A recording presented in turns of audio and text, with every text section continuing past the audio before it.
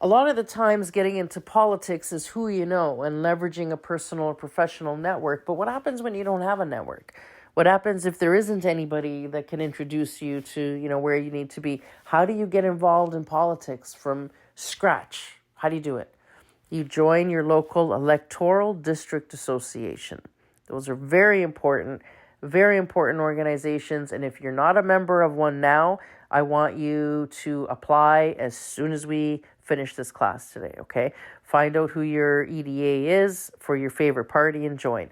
But let's break down what that even means for those of you that don't know what an EDA is. So basically, Canada is divided up into 308 electoral districts. And I think it's mostly based on population, a mix of population and zone and a bunch of stuff. Anyway, but there's 308 of them. And every single one, or what every party aspires to, is to have a separate association for every single one of those districts. And they're set up as nonprofits. So this is a nonprofit political function. So your party will have 308, and this is federal, but now each province also has their own provincial ridings, right? So every province has theirs for the provincial elections. For this conversation, but this applies provincially as well, you look for who your riding is. And your political party of choice will likely have an electoral district association in every single riding. They will have one that's federal. They will have one that's provincial. Sometimes the same board does both, but usually they are separate entities. Provincial party is different from the federal party, I think, except for the NDP. But anyway, so every single party will have an electoral district association. They are run by a localized board of directors, always volunteer. And you've got your president, your vice president, your treasurer, and then you've got committees. And their job basically is to represent the party in that riding. Their job is also to find the next candidate for the next election. So what ends up happening is you got all these volunteers, some are fundraising because a big part of their function is fundraising for the federal party or the provincial party, if it's a provincial EDA. And basically they, represent, they have a community that they're trying to build. They educate the local public on the things that are going on with the party, with the country, with the province, depending. And they try to keep everybody energized and educated. And then what ends up happening is when it comes near election time, there's an open call for candidates. So anybody from the public can come and say, I want to represent this party. And then there will be a nomination committee that will vet each one of these people coming forward.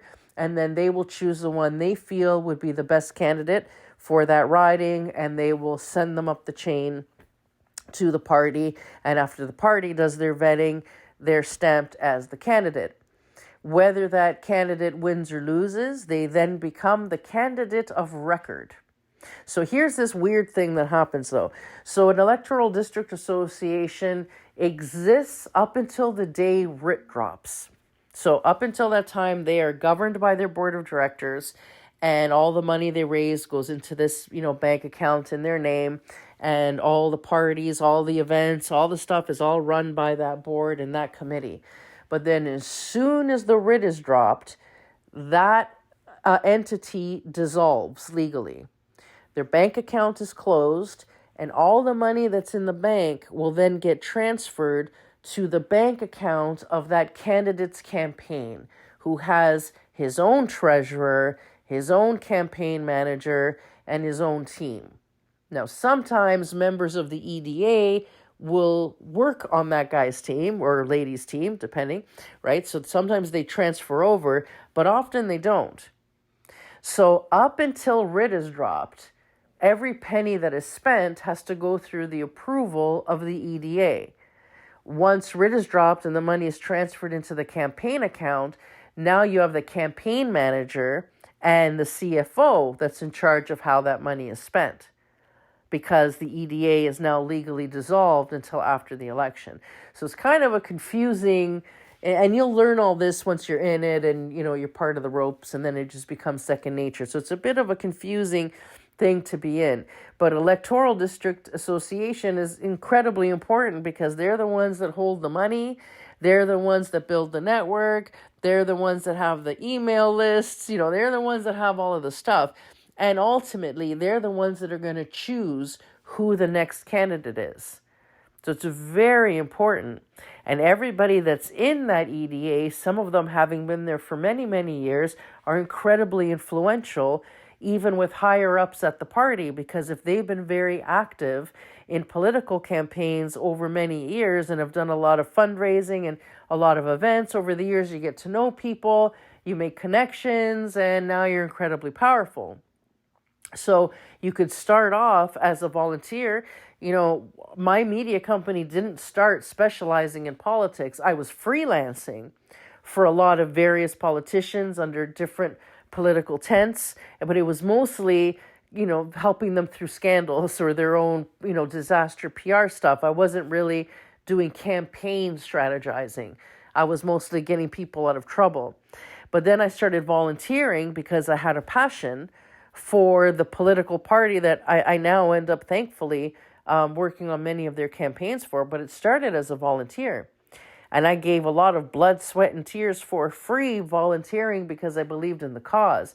But in that, they started to see a skill set in me and then start to realize, oh, you have a whole company that does this, and then that slowly turned into me getting hired for some social media and then a couple of campaign videos and then campaign management. And then it's just grown from there. But I started as a volunteer, and then that became so busy, as such a big part of my job, that now my company was just named best political corporate communications experts in all of Eastern Canada, when originally, when we started our business, we were making commercials for stores, like for companies, and we were doing media for businesses. It wasn't really media for politicians.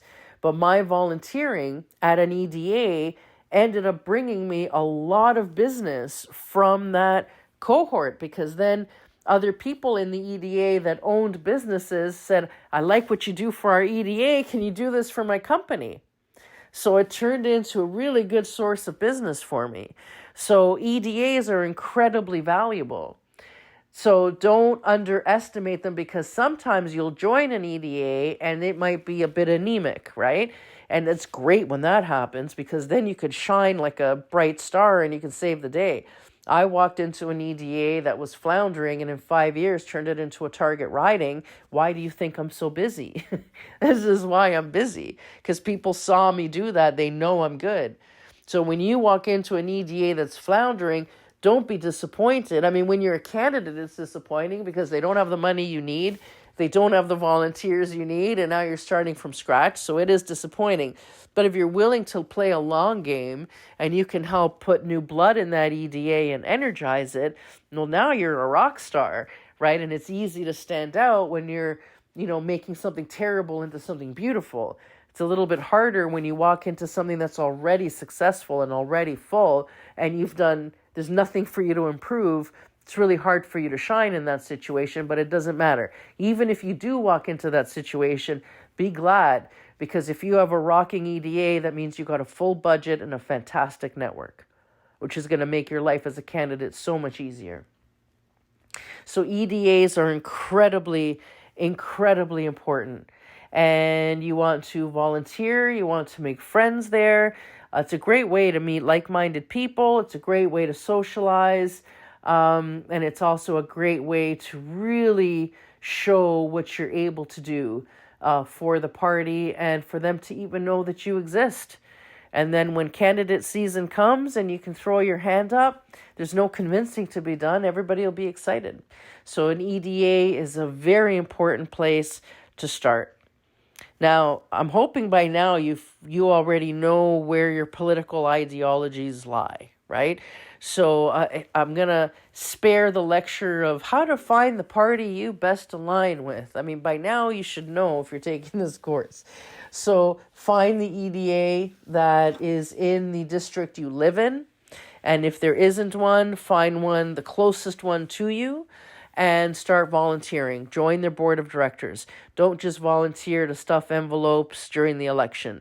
if you want to actually be known and noticed, join their board of directors. I will say this, though.